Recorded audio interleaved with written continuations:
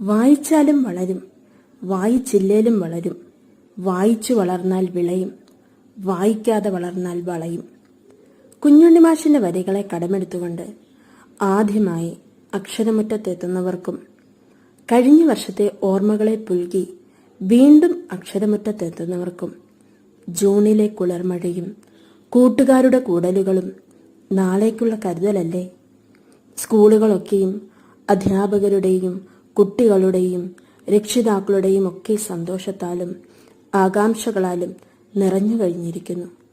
ഇനി അങ്ങോട്ട് പഠിക്കലിൻ്റെയും പഠിപ്പിക്കലിൻ്റെയും തിരക്കുകളാണ്. അതിങ്ങനെ ഒരു നദി പോലെ ഒഴുകി ഒഴുകിപ്പോയിക്കൊണ്ടേയിരിക്കും.